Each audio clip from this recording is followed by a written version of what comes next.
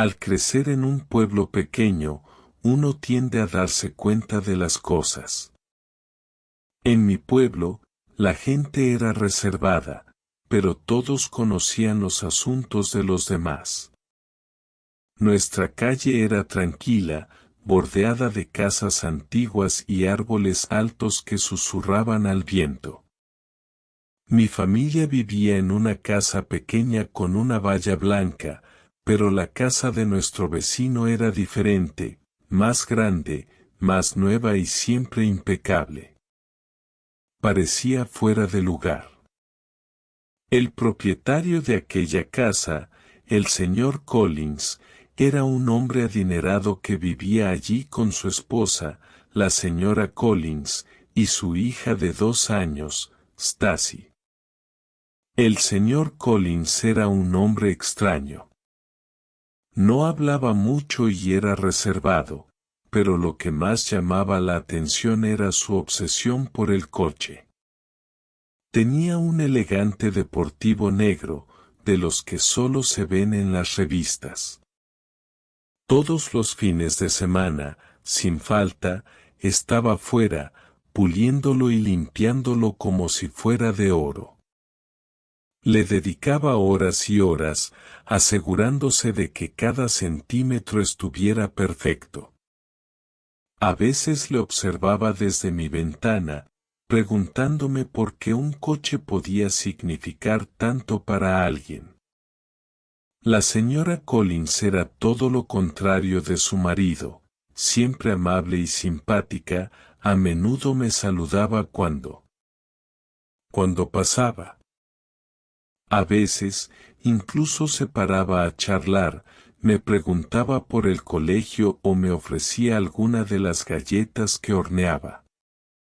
Stacy era una niña feliz, siempre riendo y jugando en el jardín. Verlas juntas era reconfortante, un poco de calidez en nuestro tranquilo vecindario. Pero un día todo cambió. La señora Collins y Stacy desaparecieron, fue como si se desvanecieran en el aire. Recuerdo el día en que la policía llamó a nuestra puerta preguntando si habíamos visto a la señora Collins o a Stacy. Dijeron que el señor Collins denunció su desaparición, alegando que su mujer le había dejado y se había llevado a su hija. Mis padres estaban conmocionados, pero no había mucho que pudiéramos decir a la policía. No habíamos visto nada raro y, como todo el mundo, supusimos que la señora Collins se había ido sola. Pasaron semanas, luego meses, y no había rastro de ellos. Todo el pueblo zumbaba con rumores, cada uno más salvaje que el anterior. Algunos decían que la señora Collins había huido con otro hombre, mientras que otros susurraban algo mucho más oscuro. Traté de apartarlo de mi mente, pero no podía sacudirme él. Sensación de que algo no estaba bien. Cada vez que veía al señor Collins puliendo su coche, un escalofrío me recorría la espalda. Se sentía mal, como si estuviera tratando de distraerse de algo horrible. Un día, unos meses después de que la señora Collins y Stacy desaparecieran, ocurrió algo extraño. Mi padre estaba en el garaje, arreglando su viejo camión, cuando notó algo extraño en el garaje del señor Collins. La puerta estaba ligeramente abierta, y dentro, apenas visible, estaba el jeep blanco de la señora Collins. Estaba cubierto de polvo, como si no hubiera sido tocado en meses. Mi padre nos llamó a mi madre y a mí para que lo viéramos, y todos nos quedamos mirándolo atónitos. Si la señora Collins había huido, ¿por qué iba a seguir aquí su coche? Unos días más tarde, nos dimos cuenta de que el jeep había desaparecido. El señor Collins lo había vendido, o al menos eso supusimos. No nos dijo nada, pero la forma en que empezó a actuar fue aún más extraña. Dejó de salir tanto y, cuando lo hacía, parecía nervioso, mirando constantemente por encima del hombro como si le estuvieran observando. El coche, antes impoluto, tenía ahora una. Y su jardín, que solía estar inmaculado, empezaba a parecer descuidado. Entonces, una noche, ocurrió algo que nunca olvidaré. Mis padres y yo estábamos cenando cuando oímos un fuerte estruendo procedente de la casa del señor Collins. Mi padre cogió una linterna y nos dijo que nos quedáramos dentro mientras él iba a echar un vistazo. Desde la ventana, le vi cruzar el patio y llamar a la puerta del señor Collins. El señor Collins tardó mucho en contestar y, cuando lo hizo, parecía pálido, casi enfermo. Mi padre le preguntó si todo estaba bien, pero el señor Collins se limitó a asentir y dijo que se le había caído algo. Mi padre volvió a entrar, pero parecía inquieto. Nos dijo que había visto algo extraño cuando el señor Collins abrió la puerta. A la tenue luz del pasillo, vio una olla con algún tipo de líquido sobre el fogón y, junto a ella, una pistola sobre la encimera de la cocina. No podía explicarlo, pero algo en la escena le había perturbado profundamente. Después de aquella noche, las cosas parecieron descontrolarse. El señor Collins se recluyó aún más y los rumores en el pueblo se hicieron más fuertes. Algunos creían que había hecho algo terrible a su mujer y a su hija, pero no había pruebas, solo sospechas y miedo. Empecé a tener pesadillas sobre ello, sobre lo que podría haber ocurrido tras aquellas puertas cerradas. La idea de que algo terrible pudiera haber ocurrido tan cerca de casa me aterrorizaba. Han pasado años desde entonces, he crecido, me he mudado y he intentado dejar atrás esos recuerdos, pero de vez en cuando pienso en la señora Collins y en Stacy. Me pregunto qué les pasó, dónde están ahora y si alguna vez encontraron la seguridad. Nunca olvidaré la visión de aquel jeep blanco en el garaje, la expresión de la cara del señor Collins cuando mi padre llamó a su puerta, ni el miedo que se apoderó de nuestra ciudad en los meses siguientes. A veces, a altas horas de la noche, cuando el mundo está en silencio, todavía siento ese escalofrío que me recorre la espalda.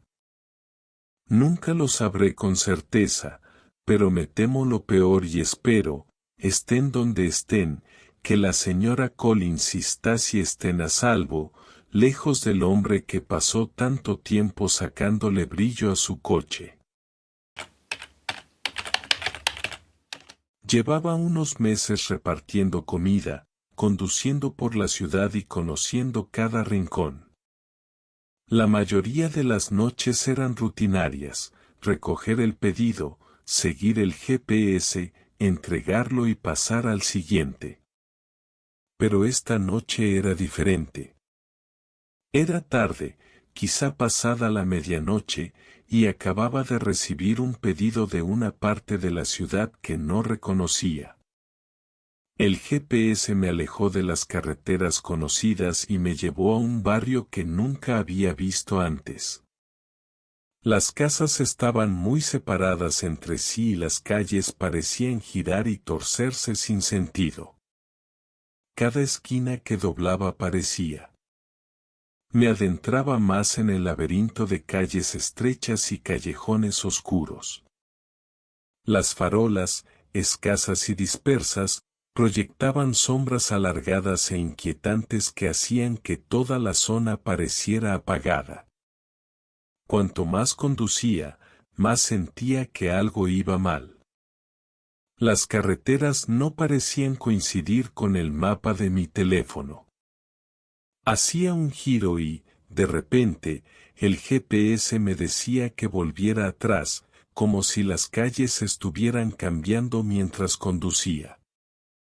Mis manos agarraban el volante con más fuerza, con una sensación de inquietud creciendo en la boca del estómago. Pero sabía que tenía que entregar el pedido, ese era el trabajo. Por fin, después de lo que me pareció una eternidad, el GPS anunció que había llegado. Reduje la velocidad y miré la casa.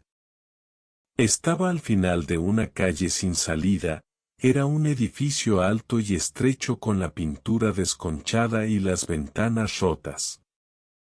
El césped me llegaba a las rodillas y no había señales de vida. Parecía abandonado. Dudé, con la mano sobre la palanca de cambios, dispuesta a poner la marcha atrás y salir de allí. Pero entonces pensé en el pedido, en el cliente que esperaba su comida. Tal vez era solo una casa vieja, y alguien todavía vivía allí. Quizá estuvieran demasiado ocupados o cansados para arreglarlo. Intenté deshacerme de la inquietud que me invadía como una niebla fría. Salí del coche y me llevé la bolsa de comida. El aire era denso y pesado, casi sofocante, mientras caminaba hacia la casa. La grava crujía bajo mis pies, el único sonido en la silenciosa noche. Cuanto más me acercaba, más me sentía observado.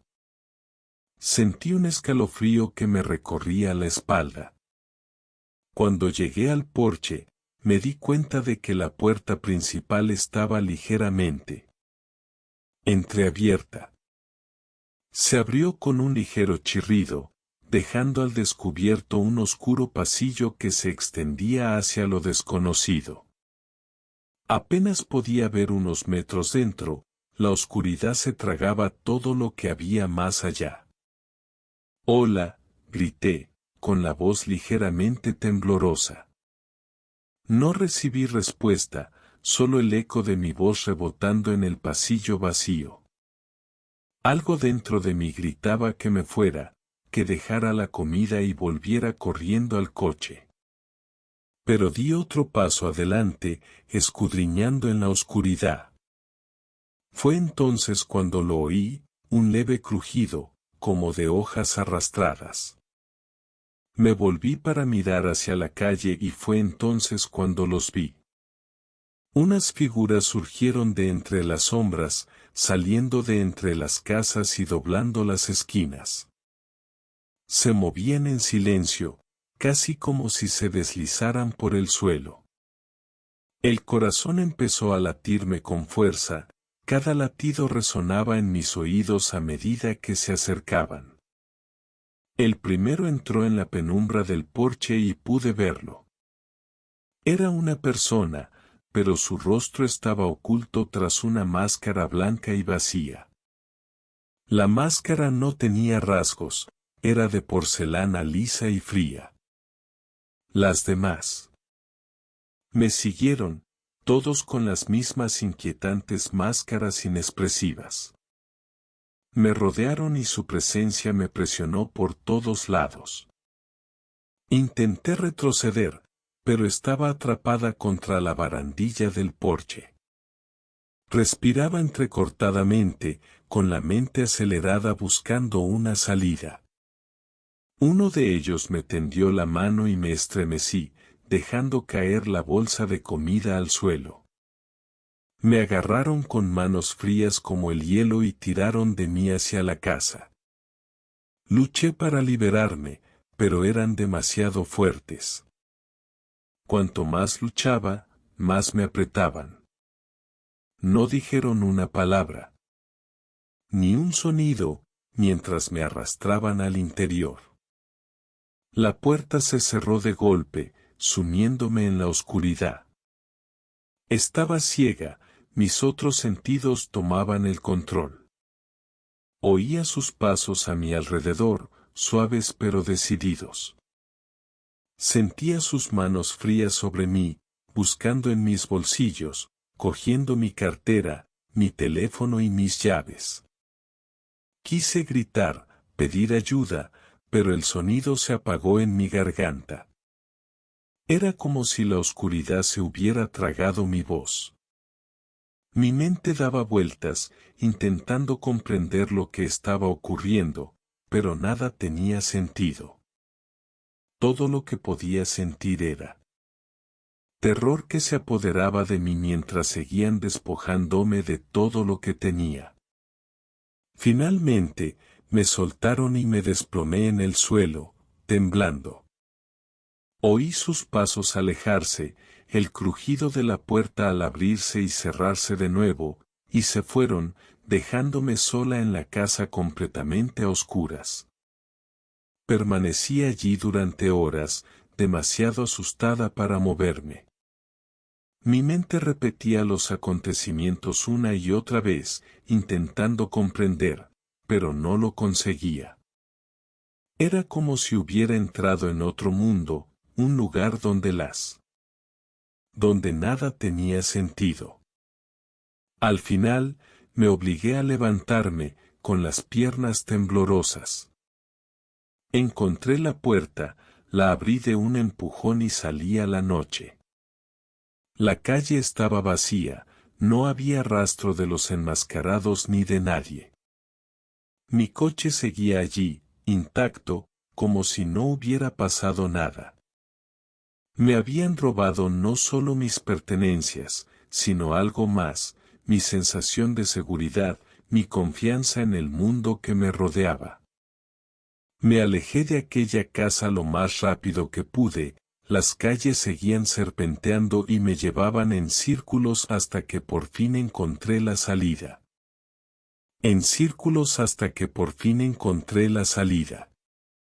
Cuando llegué a la carretera principal, no miré atrás. Seguí conduciendo, intentando escapar del recuerdo de aquellas máscaras en blanco, de las manos frías que me habían arrastrado hacia la oscuridad. Pero sabía que, por muy lejos que condujera, nunca podría escapar de verdad. El miedo siempre estaría ahí, acechando fuera de mi vista, esperando para arrastrarme de nuevo a esa pesadilla retorcida e interminable. Antes de pasar a la siguiente historia, si es la primera vez que estás aquí, suscríbete a nuestro canal y pulsa el icono de la campana para ver las próximas historias de miedo. Necesitamos tu apoyo. Por favor, comparte estas historias con tus amigos y familiares. Gracias.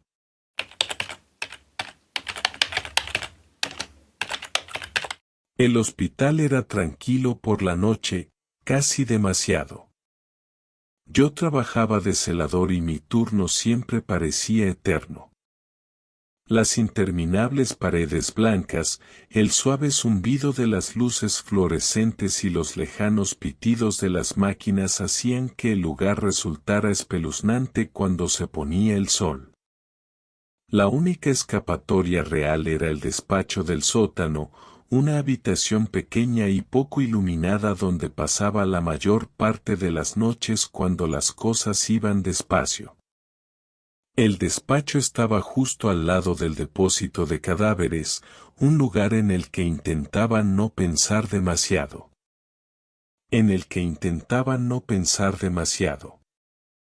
Era alrededor de medianoche, quizá un poco más tarde, y estaba sentado en el despacho con otro celador. No hacíamos gran cosa, simplemente pasábamos el tiempo con conversaciones ociosas y alguna que otra mirada al reloj, esperando a que terminaran nuestros turnos. El aire estaba cargado de olor a desinfectante, de los que se pegan a la ropa y llenan los pulmones. El único sonido era el débil zumbido de la luz del techo y el lejano estruendo del aire acondicionado. De repente, oí pasos en el pasillo. Eran pasos lentos y pausados, no como los apresurados de un médico o una enfermera. El sonido llamó nuestra atención y nos volvimos para mirar hacia la puerta abierta. Pasaba un hombre y sus ojos nos miraban mientras caminaba. Había algo raro en la forma en que nos miraba, algo sospechoso e inquietante. No dijo nada, siguió caminando, pero sentí un extraño escalofrío. Unos instantes después, el hombre volvió. Esta vez se detuvo en la puerta y nos miró. Tenía la tez pálida, casi enfermiza, y los ojos muy abiertos, como si llevara días sin dormir. Sus ropas eran pulcras pero anticuadas, como sacadas de una vieja película. No parecía pertenecer a aquel lugar, como si estuviera fuera de lugar en un hospital moderno y estéril. ¿Tiene acceso a la morgue?, preguntó con voz grave y áspera.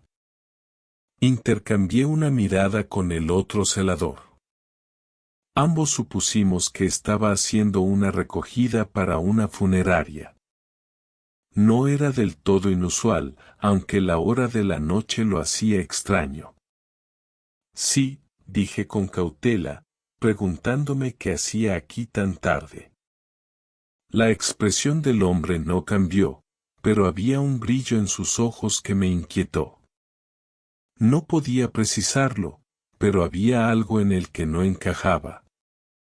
Esperaba que mencionara un nombre o diera alguna explicación, pero no lo hizo. En lugar de eso, se quedó allí, mirándonos fijamente con esa mirada inquietante. Entonces dijo algo que hizo que me diera un vuelco el corazón. Te pagaré para que me dejes entrar. Solo por una hora. Necesito estar a solas con los cuerpos. Las palabras flotaban en el aire como un mal olor y sentí que me invadía una oleada de náuseas. El otro ordenanza y yo intercambiamos otra mirada, esta vez llena de incredulidad e inquietud. El hombre no pareció darse cuenta de nuestra incomodidad. Su mirada era fija, casi desesperada, como si esperara que dijéramos que sí. Podía sentir la tensión en la habitación, densa y sofocante. Mi mente se agitaba mientras intentaba procesar lo que me estaba preguntando. ¿Quién querría estar solo en la morgue a esas horas de la noche y por qué? Toda la situación me resultaba extraña, como sacada de una pesadilla. No podemos hacer eso, dije, mi voz sonaba más segura de lo que me sentía.